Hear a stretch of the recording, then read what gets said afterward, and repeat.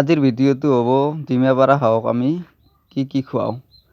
প্ৰথমতে পানী ল'ম, তাৰপিছত লেয়াৰ দানা, ধান, মিনাৰেল মিক্সাৰ, কেলছিয়াম এইকেইটাই।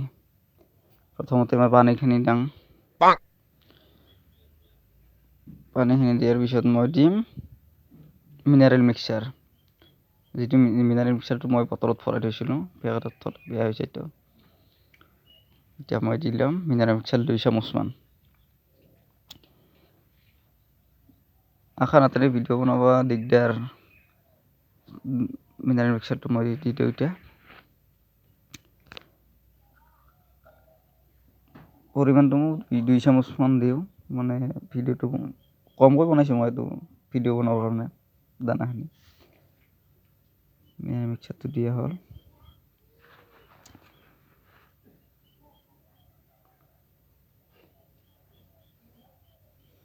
এতিয়া ঢাকনখন মাৰি লওঁ, তাৰপিছত চামুচখনে ৰৈ গ'ল।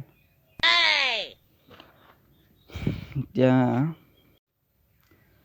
মই মিনাৰেল মিক্সাৰ আপোনাৰ CRS ব্যৱহাৰ কৰোঁ আৰু কেলছিয়ামটো কেলভিট 12 ব্যৱহাৰ কৰোঁ। এতিয়া মই কেলছিয়ামখিনি দি দিম।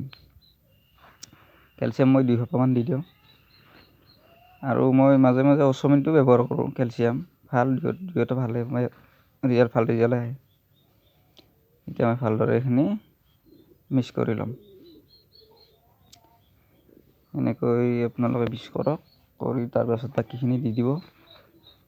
বাকীখিনি মানে ধান আৰু লেয়াৰ দানা, মল, ভাত দিব পাৰে, চিৰা ভুচিও দিব পাৰে, মাকৈ দিব পাৰে।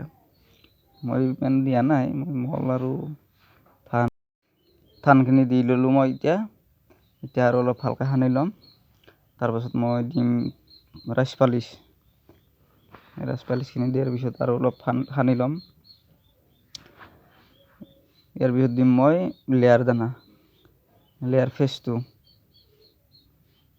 যিটো মানে ডিমা পাৰাৰ কাৰণে বেষ্ট মানে দানা, লেয়াৰ দানাটো।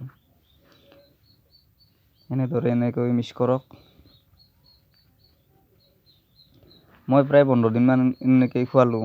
খোৱাৰ পিছত মানে কণীৰ পাৰ্চেণ্টেজটো বাঢ়িছে আগতকৈ। এনেদৰে কণ্টিনিউ কৰাৰ পিছত 100% ৰিজাল্ট আহিব কণীৰ।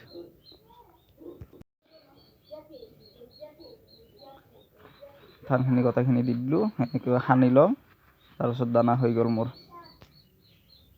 আপোনালোকে ঘৰতে দানা বনাব পাৰে এনেকৈ, যেনেকৈ ধৰি লওক মল দিয়ক, চিৰা ভুচি দিব পাৰে, মাকৈ গুড়ি দিব পাৰে, লেয়াৰ ফিডৰ লগত ধান, এনেদৰে ঘৰুৱা কিছুমান সামগ্ৰীৰে বনাব পাৰে আৰু।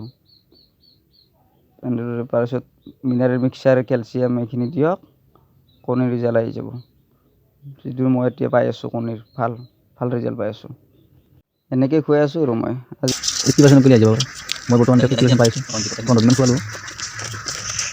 এতিয়া দুটা মিক্স কৰা হ'ল।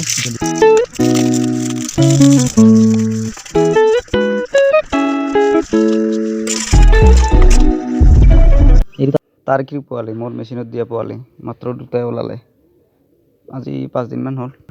এনেকৈ খুৱাই আছোঁ আৰু মই। আজিৰ ভিডিঅ'টো এইখিনি আছিলে।